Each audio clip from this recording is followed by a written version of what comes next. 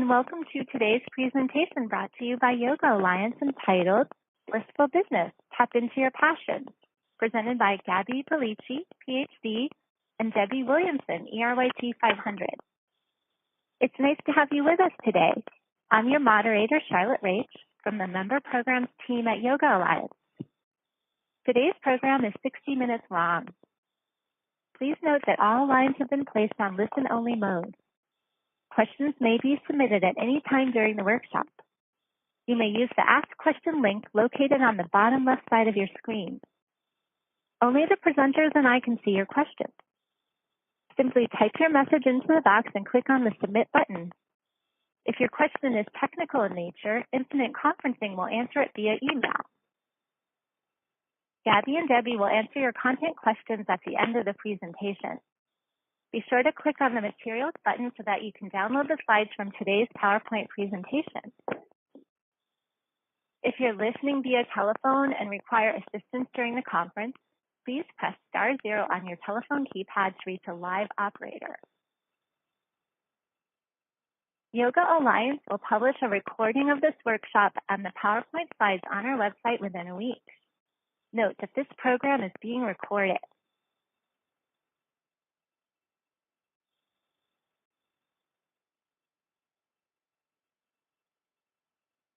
Before we get started with the workshop, I'd like to say a special thank you to our online workshop sponsor, AXA. AXA is an exclusively endorsed Yoga Alliance partner that provides term life insurance and retirement planning to Yoga Alliance members. Instant issue term life insurance offers a quick and streamlined process, so you can sign up in 20 minutes with no lab work or medical exam. In today's workshop, you will learn how to build a purposeful and profitable yoga business and leave a legacy. Dr. Gabby Bellici is a leading expert on holistic well-being, author of Blissful Business, and TV host on the Health and Wellness channel. Her expertise has been featured on MSNBC and the Huffington Post, and she is the founder of Women in Wellness. Debbie Williamson, ERYT 500, and owner of Wild Abundant Life, RYS 200 and RYS 300, has led retreats and trainings for 15-plus years. She is an accomplished speaker and contributor to Yoga Journal and Bali Spirit Festival, founder of Yoga Body Boot Camp, and leads yoga businesses and workshops. It's now my pleasure to turn the program over to Gabby and Debbie. Hello and welcome. Hi there. This is Dr. Gabby. And this is Debbie Williamson. We're so happy to be here with you today and talking about Blissful Business, tapping into your passion. All right, Dr. Gabby, should we start out with asking a few questions back and forth to deliver some of this information? Yeah, we're going to do a bit of a conversational style presentation for you as opposed to just giving you a lecture. Debbie and I are going to ask each other some questions and share some content about our best practices and lessons learned having been in this industry for a long time. So I'm going to start by asking Debbie a few questions and then we'll switch off. So Debbie, what would you say to the fresh yoga teachers that are listening today and wanting to get started in their career? What kind of advice do you have for them? Well, I really think it starts with building at home. I think it's all about the invitation. Most teachers are wondering, how do I get more students? And studio owners are wondering, how do we get more students? And because we're really in this to share the power of yoga and to help people live better lives. And the best way to do that is build a relationship and invite people in. I find with any program that you offer, it comes with a personal invite, whether you're doing it through social media, through in person, but people feel so honored when they're asked to join something, they're asked to be a part of something. And that's the whole relationship that lasts for a lifetime. And that's where you build your legacy. I feel like anytime we start with one person, that person is somebody that's going to be involved with us and yoga for the rest of their life.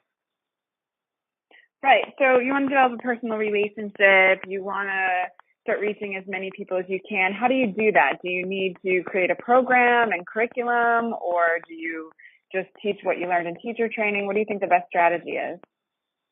Well, I think it's all of it. I think, many people start out teaching, and through your teaching, I think, is where you can deliver whatever it is that you love. I think if you stick to what you love, that's where your passion comes through, and that's where people will be drawn to you. And I think it's through teach amazing classes, offer amazing programs. And it starts with our business is public speaking. So even when you're teaching classes, you're giving your students a gift, like the power to navigate life simply, the power to live their best life. And from teaching, that goes into workshops. And I really feel that workshops and different programs are where you really get to know the students. The students have an opportunity to open up and to share, and that's where the relationship is built. Right. So you mentioned finding your passion as a teacher. So what if you are new at teaching and you're not sure exactly what your passion is or what your unique program is? Then what do you suggest doing? Well, I think it's taking a look at your life and really doing some internal work. I talk to teachers and studio owners a lot, and I always say, like, what is it that, yoga has brought to you to navigate life? And, sometimes it's, well, I teach seamless transitions, and I do that so my students learn that when change comes up in life or when they have to navigate their life, it can be seamless. It can be easy. And it's really matching your teaching to the way you walk in life.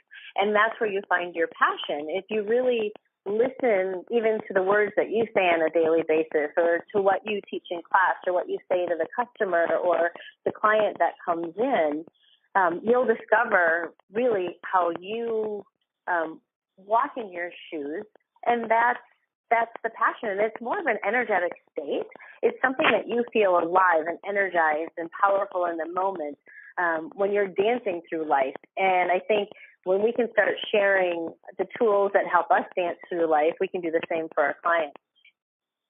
Great. So do you think that as you're sort of discovering the passion and developing the relationships, that there are some mistakes that yoga teachers make?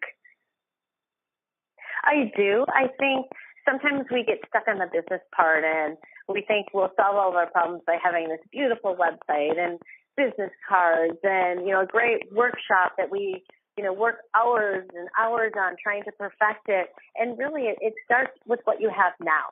Start, be a beginner and start offering what you know, because what you know is going to be greater than somebody who's new to this. And especially when it comes to yoga, your path is going to be ever growing, and your students want to grow with you. Okay. That's really good advice. So when they're trying to take this action and they're trying to put themselves out there, how do you suggest that they prepare for that? Should they just, improvise, or do you recommend, creating certain materials to put out, or picking and choosing what's appropriate for their clients and students? Well, I definitely think, a good tool, something that I've used is I record myself teaching a lot. I record myself leading workshops, because when you're in that moment of flow, there's so many nuggets and things that you say without knowing, and then it's even taking that and, doing some of the research. And I think instead of doing the research first, like whatever the topic is for the workshop, book the workshop, book the topic, because when you're passionate, it will flow. And the thing is, don't do the work first. Like, get yourself the booking, get yourself on the books for something, and it'll be so easy to come up with a curriculum. The ease will be in that energetic state of, okay, I know this is coming, and you'll do the work without making it laborious. If you try to do the work first, it's really difficult to get to where you want to get. It's never enough. Okay, so what about the teachers? Yeah, go ahead. Don't wait to be perfect. Deliver what you have now. Mm-hmm. Yeah, perfectionism is a big obstacle. It is. And I know you talk about that a lot. So what about the teachers that are listening that might be a bit anxious or fearful that they need to make money, they're not really confident with the business or the financial side of things? How do you think that they can deal with that aspect of getting started? Well, I always go back to my father was a fantastic businessman, and he never went to college, and he's been really successful. And his advice to me was, if you're passionate about it and it's something that gives you, like endless energy, then deliver that. And that's really what will bring the money. He always says, deliver what you're passionate about first and you'll have enough. The money will come. And I think the people who attend our programs, they'll feel that. They'll feel, they'll walk away feeling energized and alive. And that's something that they want to return to. And that's also when we can start, giving them tools to live the life that they want to live. Right. So you think that the money follows the passion? I absolutely believe that 100%. I went to school for accounting and exercise physiology. And the thing is, I never really used my accounting or business background. It's constantly like, what do I feel in the moment? What am I passionate about? What am I studying? Because if I'm passionate, I tend to overread. Like I read a lot, I investigate, I Google, I do whatever it takes. Mm-hmm. And then I find that I have plenty of information because I followed the passion.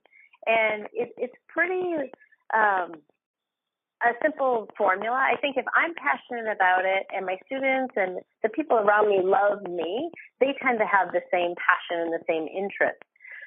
Rather than me delivering something that maybe I think people want, but I'm not sure. If I just deliver what lights me up, a lot of times there's so many other people that are lit up by the same thing. I don't have to create anything new. Mm-hmm. Do you have any suggestions about how to take that passion and make it a valuable contribution? So maybe you're excited about something, and it could be anything. Maybe you're excited about the meditation or the breathing or the stretching or whatever. But how do you make that into a valuable contribution for students and clients? Well, and I think it goes back to, I want to teach you meditation so that you can. It's always that so that you can, so that my clients can, so that they can, feel good in their body, so that they can make better decisions. And it's always that second part. It's what I love is my passion, but what is my contribution to other people's lives? What is it that they're going to be able to do with it? And I look at, the things that we teach, especially in yoga, these are lifestyle good practices that are lifelong. Great. Yeah, that's really good advice. Do you have any other things that you'd like to share with the listeners, the new yoga teachers fresh out of training? Well, and I think it's, get started. The one thing I tell a lot of the teachers and studio owners that I work with is what happens is you spend so much time gaining all of this knowledge. And it sounds funny, but people with half your knowledge and talent are doing it. It's usually the people who are over-prepared that are fearful of making a mistake or doing it right. And the thing is, when you look at people, when they have that beginner's mind and they're ready to go, remember that people that have half of what you have, half of what you put in, are out there doing it. And you can get out there and walk in those shoes now. That's great advice. That's awesome. Cool. So we switch gears, and you can ask me a few things, and I can share a few things with our listeners. Sure. Well, you always say, too, that you can't do anything wrong. And I think that's the biggest fear. And what are your thoughts on that? Yeah. So I've been certified as a yoga teacher for more than 10 years. And when I was trained initially, I was trained in Kundalini Yoga, which is a very kind of militant practice. It's like a very serious, and we're on the path to enlightenment. And I was very serious about it, and I took it very, very seriously. And a few years ago, I started taking some improv acting classes to learn how to be a little bit more silly and lighthearted and have a bit more fun. And one of the main lessons when you do improv acting is there's no mistakes. Like, there's no such thing as a mistake. So you get up, you try to do a scene, you're improvising, you get some kind of prompt, and you're running with it, and you're doing the best you can based on the rules that you've internalized about the practice. But when you're in that flow, the energetic state that you mentioned, and you're sharing that passion, there's nothing that you can do wrong. So one of the biggest obstacles for new beginners, new teachers, is an overwhelming feel of failure, an overwhelming feel of being embarrassed, of getting it wrong, of making mistakes, of looking foolish. I mean, there's just this overwhelming feeling of not being able to do it right. But if you can make the mind shift and appreciate the sort of improvisational nature of being with people in a class, doing the best you can to share your passion, connecting with them where they're at, and just staying in the flow the best you can, the highest good is going to come out for everybody involved. So it's a bit of a mind shift, and I know that I was much more serious when I first started than I am now about teaching. Well, and you also mentioned rules. I think sometimes people believe that there are so many rules that they have to follow, or they have to do things a certain way. What do you think about that? Yeah, that's I'm someone who loves rules and loves to break them. So I like to know how to do it the way that I was taught to do it, and I like to master that and have that feeling of mastery. And then I like to take that and I like to find my own approach and find a way to break that rule to create more value or a better experience for people, not just for the sake of breaking it. And that was something that I learned about many, many years back. I was studying a lot of art and painting and things like that. And the cutting edge artists and the ones who started new traditions and created unique things were ones that had mastered traditional classical art and then had asked themselves, where can I take this? Now that I've sort of mastered what's already been done, what else can I add? Where can I take this? How can I transform this into something new and different and revolutionary? And so I think that's also the creative part of being a teacher. You mentioned, teaching as public speaking. I also think it's performance and it's creativity and it's art. And once you've mastered the rules, part of the creative process is figuring out ways to be creative with those rules if you can create a new experience for your students. Absolutely. And what would you tell the new students or the new teacher, the new studio owner, what are some of the steps that they can take to create their blissful business? Right. I think that there's a series of stages that you go through. I mean, first and foremost, I think you have to have clear vision. You have to have an idea of what you're trying to create. Like if you visualize yourself a year, 3 years, 5 years into the future, what does that look like? What is your lifestyle like? Are you seeing a few clients and having intimate relationships with a handful of private clients? Are you traveling around the world? Do you have a brick and mortar space? Do you not have a brick and mortar space? Like, what is it that you're trying to create? And then I think that you need to, put certain strategies in place to achieve that. And one of the things that I've always done in my career is I don't wait for an opportunity to come to me. I don't respond to job postings, but I go out and I find the people that I want to work with. I find the opportunities that I want to create, and then I build relationships with people who can help me and who can, be a partner with me in creating that. So, for example, if you're a new teacher and you're really excited about teaching prenatal yoga, and you're searching and you're looking, for a job, one of the options is you can create a beautiful pitch, a beautiful proposal about some wonderful prenatal yoga training or workshop or something, and you can go around and develop relationships with studio owners. And you can say, this is my passion, this is what I love to teach, can we offer this here? How can we work together to deliver this to the community?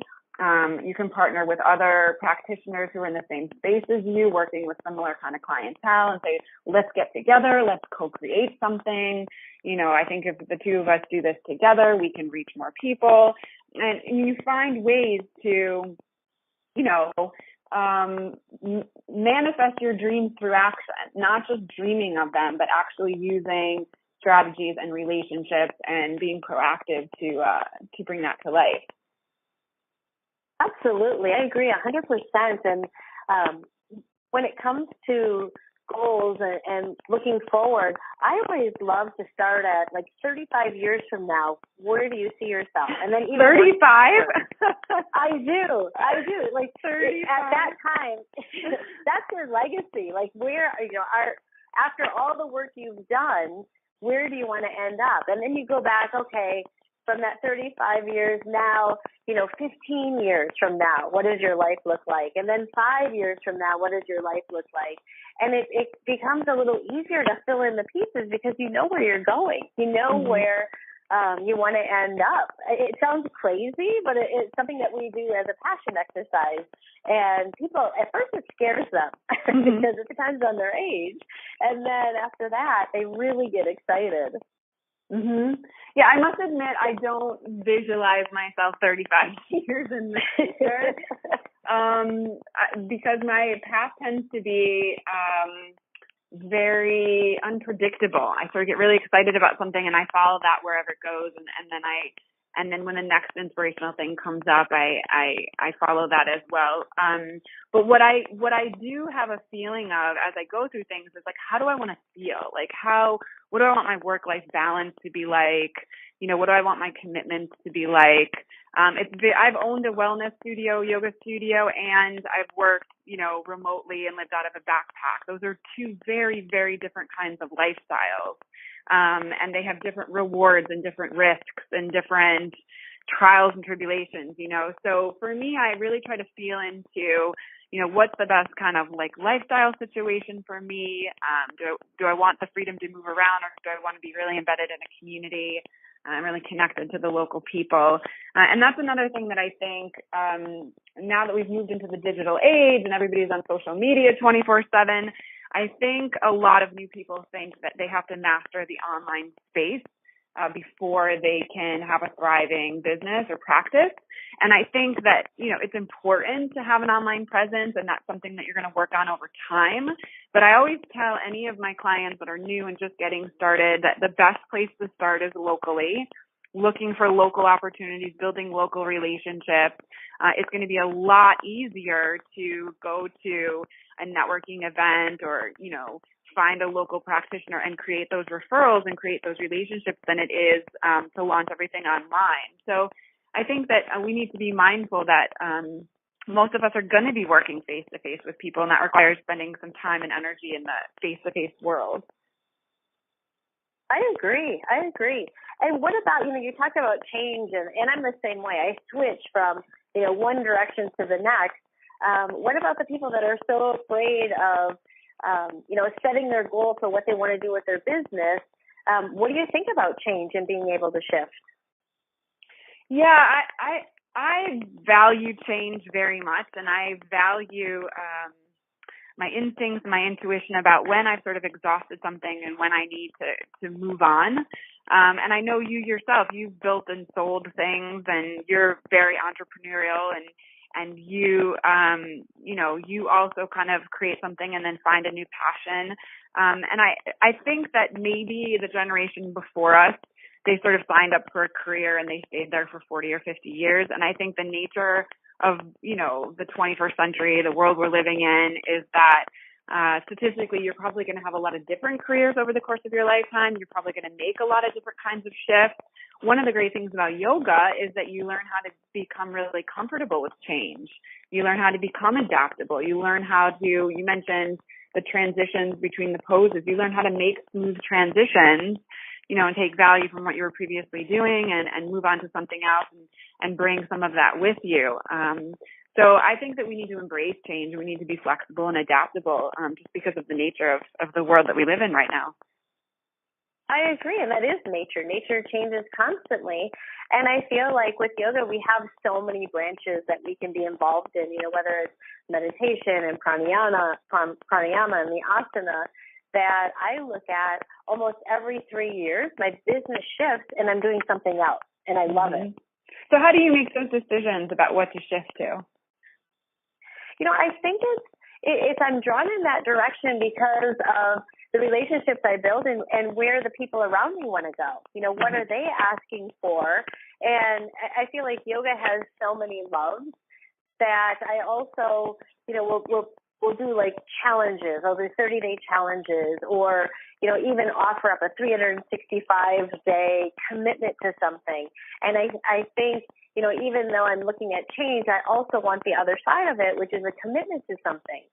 So in, this period of time, I'll put out there, what should we commit to right now? What would be good for us? What would be good for people in the world? And maybe it's meditation, or maybe it's, working one-on-one, or maybe it's working with a global community.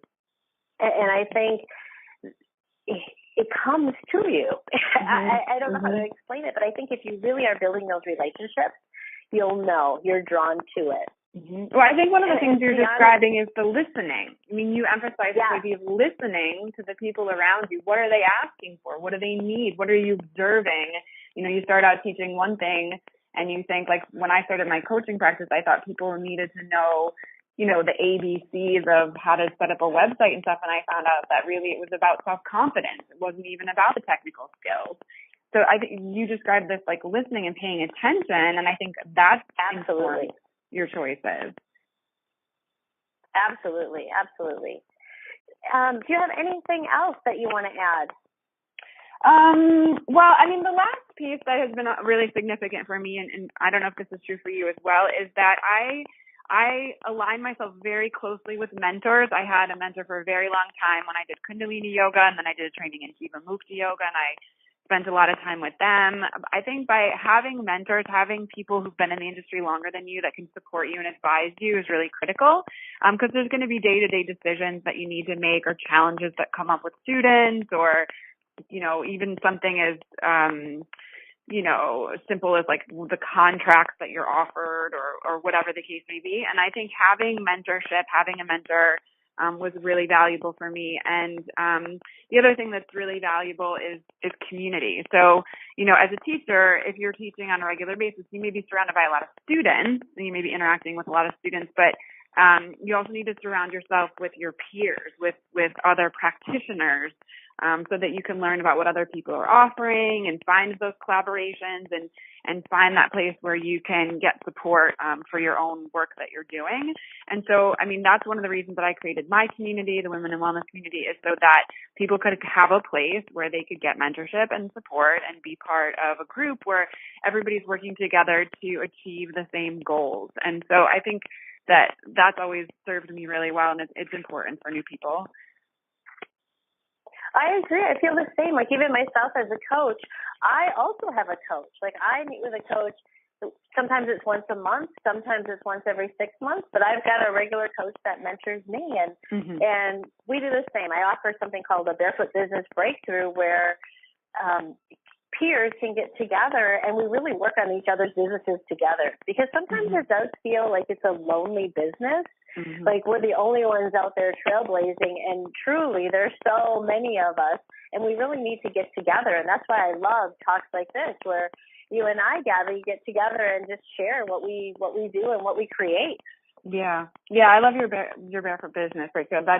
You can either do it intensively like you do it, or you can do it in ongoing, like you said, checking in once a month, or you have to find the formula that works for you and the community that works for you. But I think that's one of the factors of success. So I think we've reached about the 30-minute mark, and we were going to leave time, Charlotte, for Q&A. Is that right?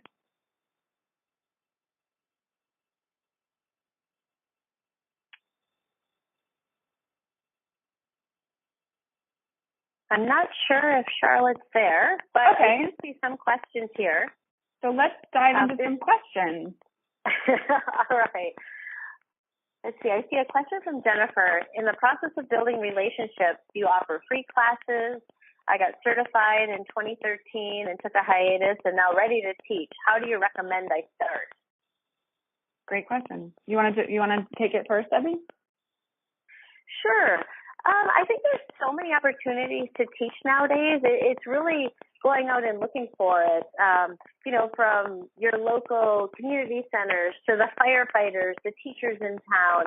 I think, free classes are fine, especially when you're promoting your business, but I also feel like there are so many opportunities that don't necessarily have to be free, and you put the time and energy in, and I feel like there are plenty of places that you can reserve yourself, or you can go in and, maybe teach one free class to a group, and then it becomes something that grows into a regular class. Mhm. Yeah, I think that is definitely something you want to do. I think one of the easiest ways to get off the ground is to tell the people in your immediate network what you're trying to do, who you're trying to serve. So you probably already have a few hundred Facebook friends. You probably have, parents, brothers, sisters, aunts, uncles, classmates, coworkers. You probably have people around you that know and love you. And if you go to them and you send them an email or text, or you call them and you say, look, I'm trying to get my yoga practice off the ground. I really love working with, stressed out professionals. I'm looking for opportunities to teach them. Do you know of anybody that might be a good fit for me? If you ask, sometimes people are so flattered that you ask and so excited to help you that you get it off the ground pretty quickly. So I wouldn't overlook all the people that you already have relationships with, and, telling them exactly what you're looking for and what you need to build this business.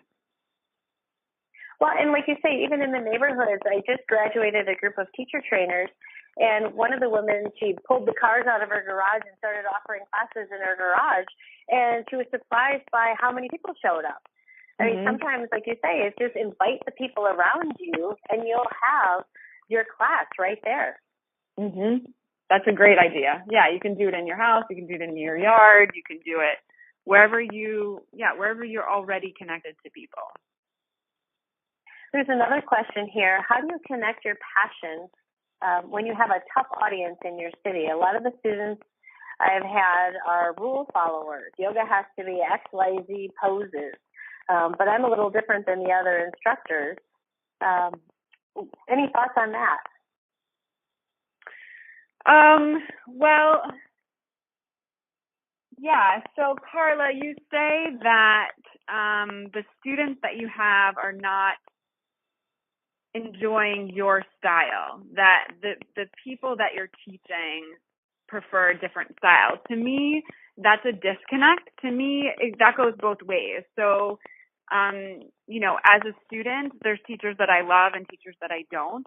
And as a teacher, there's students that love me and students that don't. And I feel like the sweet spot, the zone of genius, there's a lot of different phrases for that, is when your style and your passion matches the people and what they want and what they need. And so if I was in your position, I would try to create a tribe of people who appreciated my creative style, my improvisational style, and not take it personal if there are students that want to follow rules. They're just a better fit for a different teacher. That they're not the best fit for you. I agree. And if you stick with it, they will come. Your tribe will show up. Absolutely. There's another question here. If I've created a specialized yoga program for youth sports teams, one for a specific sport, what would you suggest the first steps are in getting my foot in to introduce this program and get to team heads and coaches interested? And that was from Sandra. And Sandra, I've done this a lot. And what I find is, you contact the coaches, the head coach, whoever's in charge, and definitely start by offering something free. The teams, they have very specific things that they're looking for. And I will always come in as, an expert in yoga, but not an expert in the sport. Even if I feel like I am an expert, I leave it up to the coaches. And I'll say, I'd love to bring this. Yoga is good for your sport, but tell me what your team needs. what are you dealing with? What are you working with? And a lot of times the coaches will say, these are the injuries that we've been having, or I'm trying to gain more speed, or this is what I'm looking for. And once I get that information, I know exactly what to deliver. And there's immediate results. And by your question, it sounds like you probably are very familiar with this sport, and it's a matter of getting in. And start with the teams in your local area. Start with, where do your kids practice? And then pick up the phone, make some calls, and invite yourself in. Yeah, that's great advice. I think one of the things that happens sometimes, and we talked about this a little bit in our conversation, is that there's something that we want and we want to share and we want to create, but we have to figure out what's the value to the team. So if you want to create something that helps all the athletes become more flexible, but that's not a priority for the team. For the team, the priority is peak performance, speed, endurance, or something like that. Then whatever you're creating has to match whatever the needs are. And I feel like that's sometimes where the communication breaks down, or you pitch something and it doesn't get accepted because you're not 100% clear what the goals are for the program that you're approaching. So it's always great to have that conversation, that initial kind of exploratory interview where you find out, in the next few months, what are the critical priorities for these teams, and how does your expertise help the team to achieve those goals specifically? And usually if you do it in that way, and the person you're pitching to sees that it totally makes sense and it will help them reach their goals, usually it's easier to get your foot in the door. I agree. Let's see, I've got another question here. Talking of where you see yourself in the future, it seems like that goes against what I'm trying to work on in my own yoga practice by dwelling on the past and anticipating the future. How do you separate the anxiety of the future and passion of where you want to be in the future? That's a good question. It is. And I think I always look at it like let's say you're crossing a river, and on the other side is your goal. And I truly believe that you have to set your sights on something. I mean, you have to kind of see possibility out there. And if I see something across the river and I wait and I just wait for what's in the present moment, I may not take a step. But, also at the same time, if I see a rock, I'll step on a rock. And once I get out to that first rock, the landscape changes. And then all of a sudden I see other rocks that are leading me across the river. And it may or may not go to the goal that I selected. There's a lot of times where I say, I want to do this. And then on the way, on the path, something else comes up and I create something else that's amazing. And for me, that's being in the present moment where I see that here's an opportunity here. But it's like anything, you've got to visualize something out there. You've got to see something for yourself. Otherwise, you may never take that step. Mm-hmm. Yeah, I feel like this is a very Buddhist question. I used to ask this to all my Buddhist teachers all the time. They used to say, be present, be present. And I would say, I'll never get anything done if I'm not present, like if I'm not planning for the future. So like, this is completely contradictory and it's not helping me at all. This is something that I always struggled with too, because the concepts, I think they get sort of miscommunicated. So if you're anxious about the future, generally you have some kind of catastrophic expectation of the future. So you're thinking of the future. If it feels like anxiety, then it's probably because you have like images of what could go wrong, or what if this happens, or what if I can't do that, or you have some kind of worry that you're adding to the vision of the future. What I like to encourage people to do, and I do this myself because it's easy to get anxious about the future, I try to create a vision of myself flourishing in the future that I want to move towards. So in this moment, in the present moment, I'm creating each and every moment, and those are going to continue to be created. And if I have some kind of vision of myself in the future of me flourishing, of me living in a way that makes me feel good, then that affects the choices that I make on a moment-to-moment basis. And one of the things that we have to recognize in terms of happiness is that we're never going to get to the horizon. We're never going to get to the place where everything is perfect and amazing and flawless. What we are going to do is have a moment-to-moment experience of creating our career and moving towards our goals and building something. And that present moment awareness is about mindfulness. It's about doing things really mindfully in the present. So if you're sitting down, you set aside a few hours to make up your plan for the year, like where you want to teach and how many classes and how much money you want to make. And if you're sort of sitting down and planning for something, you can be present and mindful while you're planning. You know, you can sit there in a non-distracted way. You can be conscious of your breathing. You can be conscious of the way it feels to be doing the planning. Like, it can be a meditation to do the planning. It's just a matter of being mindful and being present with the planning. So this is one that I struggled with for a long time because it felt like they were contradictory, but the older I get, the less contradictory they feel to me. Does that resonate with you, Debbie? I agree. I feel the same way. Let's go to another question. This is from Joshua.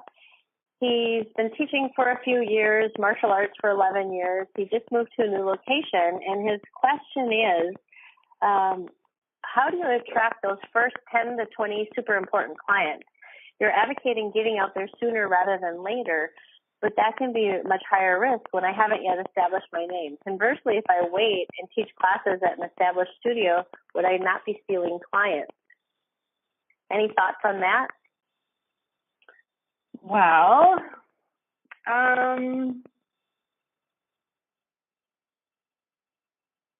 yeah. What does super important clients mean? that would, to me, everyone that I serve, who's a good fit for me and my work is super important to me. So I think maybe there's some other question here under super important clients. Is it ones that are, you know, can afford, you know, a certain kind of level of services? You know, I think that if you can take whatever transformation that you've had with your martial arts, with your yoga, and if you can give that to other people and that they can have an experience with transformation, you know, then you're creating something of value. And I've worked in a lot of places where there was established clients, and some of them become private clients and some of them don't. Those are conversations that I've always had with the people who own the studio or the center. And a lot of those agreements are something that you establish up front so that there aren't situations where you're doing anything unethical. And I think, Joshua, with starting at a studio, I love teaching at studios. I love growing the community with the studio. Again, I said sometimes it feels like you're alone in this. But starting out by teaching amazing classes where the students, you know, are really starting to get who you are, and then, you know, offering workshops at that studio. And I find studio owners, sometimes they get a bad rap with teachers, and studio owners that I talk to are always looking for teachers to grow. They're always looking for teachers to offer more workshops, more community building programs. And I think the opportunity is there. And it doesn't have to be something where it's a matter of stealing. It's a matter of growing together. Yeah, well said. I love how many questions we have. There's so many good questions. Yeah, I know. I hope we get through these. Let's see, another one.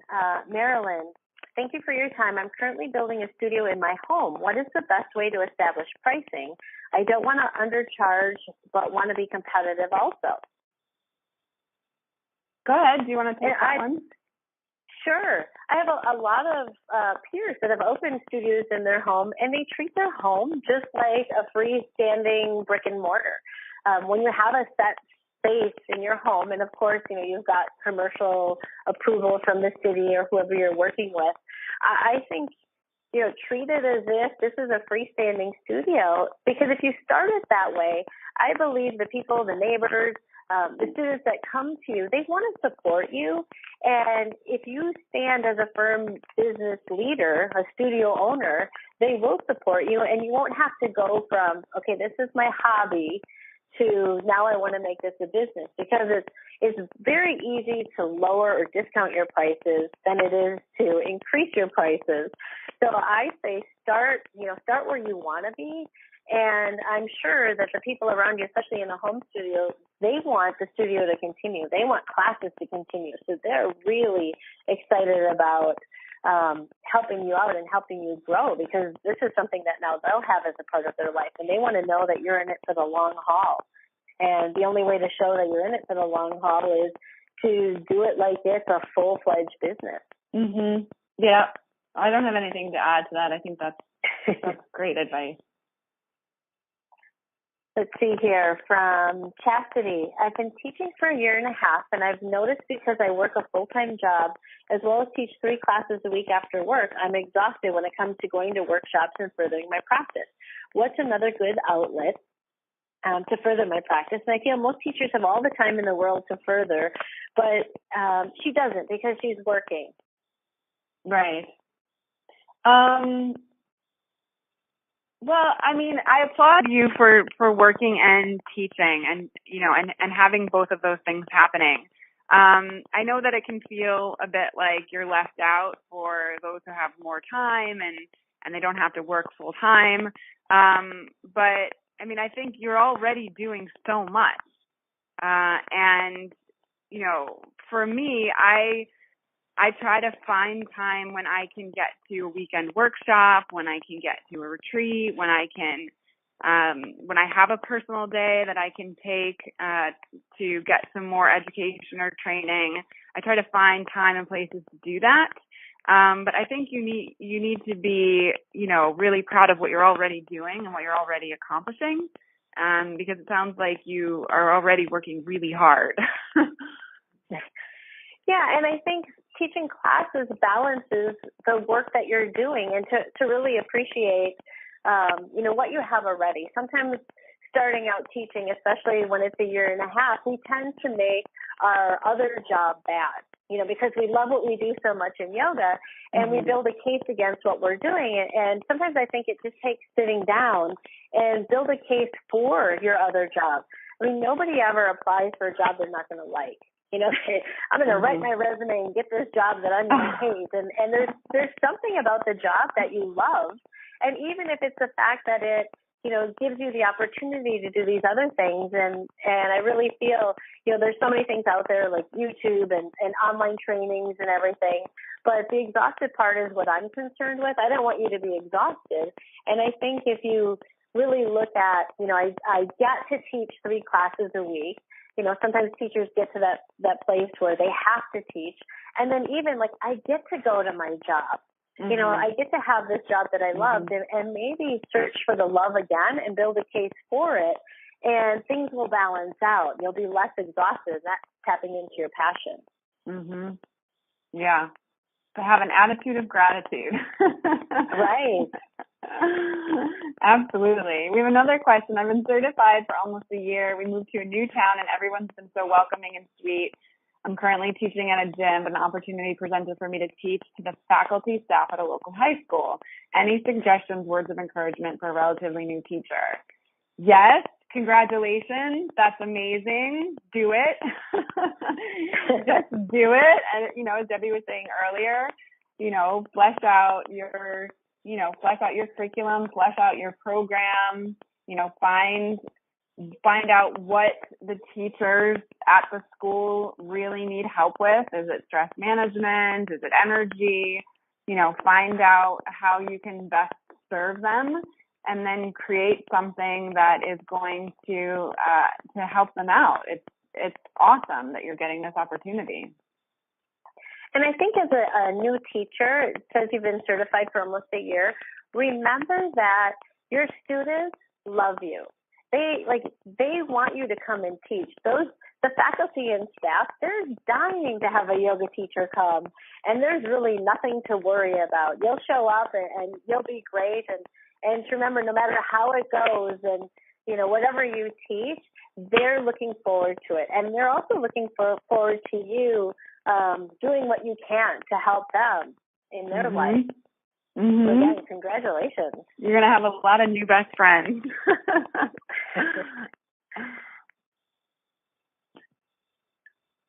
I guess another question. Yeah, what is the standard rate or range yoga teachers get paid to teach in a studio? How do I ask this question, and to whom do I ask to find out if I'm being paid the right rate for my area?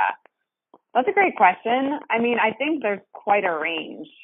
I know some teachers that get paid $20 and some that get paid hundreds of dollars. I think it depends on, your following and your expertise and your experience and what arrangements you have. Some studios, the arrangement is that it's a split fee for however many students show up. Some people just get paid an hourly rate to teach the class. All the places I've worked, each one has been different. If you know other teachers in your area, if you have friends that are teaching, I think it's perfectly appropriate to ask them this question. What kind of rate should you ask for? What can you expect? What do you think, Debbie? I agree. And I think, most studio owners, they try to pay their teachers, whatever they can. I know of none. I know of no studio owners that, sit down and think, how can I get away with paying my teachers less? A lot of times they're so much into the business that they pay what they can and they always want to pay more. And like you say, it varies everywhere. But I think the first thing is get a job and start. Take many jobs, say yes to many so you get out there and teach, and then you can pick and choose. Yeah. We have a question from Shannon. How far in advance should we start marketing events? I've heard various opinions that close to the event is better. Some say it gets lost if you do too far in advance.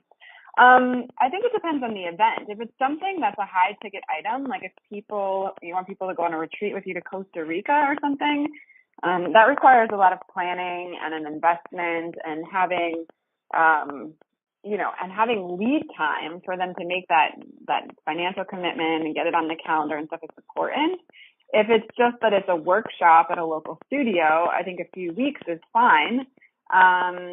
And in terms of marketing, I think the more that you can personally invite people, the better. One of the things that I see is this kind of spray and pray thing. Oh, I'll just post it all over Facebook. I've seen teachers, they post it all over, but there's so much stuff that's happening on social media that it gets lost. And so that idea of getting lost, I think some of that can be mitigated if you actually personally invite people, let them know that it's an important event, ask them if there's someone that they can bring, and get some of that commitment so that you can, create successful events. I think too, you start training your attendees. Like I put all of my events probably a year to 16 months out. And I have it out there so that they can start putting it on their calendar first, looking at, okay, is this something that I potentially will attend? And then, like Dr. Gabby said, when it comes to 6 weeks before the event or even 3 weeks before the event, I'm making personal invites. I'm contacting everyone I know or anyone that has expressed interest, and I'm reminding them and checking in with them and to see, can they make this event? Or, I'm offering something similar in 6 months. If you can't make it this time, let's just plug you in for the next one coming up. But I think you can't get it out far enough in advance, but the work is done usually 3 weeks or less, even the day before people register. So never give up on any program. Well said. You want to read the next one? All right. Sure. Let's see. From Jessica. I'm a new teacher and I'm currently balancing my full-time career with teaching yoga. Opportunities to teach are finding me and I'm excited. That's amazing. But feeling a bit overwhelmed with all of my obligations. Do you have suggestions on making a leap into the yoga business? And at what point do you know you're ready? I feel like you're being called to it now. Yeah. The opportunities are there. It's time. That's the thing. Like, it's a calling. I look at a business like a spiritual practice. You're called forth, and Jessica, you're being called forth. Yes, and create an exit plan. Look at what is your monthly bills. What how much money do you need to make to cover your kind of basic rent and survival needs, and look at the opportunities that are coming up. And do you feel like you can make a safe transition? Do you have some savings to hold you over for some time until you get stabilized? Don't be afraid to create an exit plan. If you feel like, I need to wait a month or two till I have a little bit more of a savings, then that's also fine. So yeah, honor the calling and just be smart about it. Well, and I think that's it. Sometimes it's just simple math. Do the math. Look at what you're willing to give up, because starting a new business means that there may be some sacrifices along with these great benefits that you get. But you do have to, put pen to paper and see, because a lot of times you've done well in your full-time career. I believe you'll do well in your own business, but you've got to have the facts. Absolutely. And you're the guarantee. Only you will know if you're going to be successful, and you've got to sit down and be real. Be real. So Dory says, I'm a certified elementary school teacher as well as 200-hour RYT. I'd like to offer yoga classes to public school systems nearby. Do you have any thoughts on how to approach the schools? Thank you. Ooh, that's a good question. I know a lot of people that are working in the school system. I think you have to find an advocate for yoga within the school system. Like, how does the superintendent feel about yoga? How does the principal feel about yoga? You need someone within the system to advocate on your behalf. You need to create an alliance with them, because they are very protective of the kids, and they want to make sure that whatever's coming in is something that is going to be for the highest good of the kids. Debbie, do you know anyone who's in the school system? I know quite a few. It seems like that seems to be the trend for schools. And you can approach them coldly, but I agree. A lot of times you probably know somebody, especially in your local school, and use your connections, use your relationships to get in. And I think it's a great gig for yoga teachers. Yeah, it's very exciting. Thank you so much, Debbie and Gabby. Oh, we're done? Thank you so much. Hi, it's Charlotte again here. We've run out of time for questions. Our workshop has come to a close. Everyone attending, thank you so much for submitting so many great questions. If yours wasn't covered, or if you have any others, just send an email to Gabby or Debbie.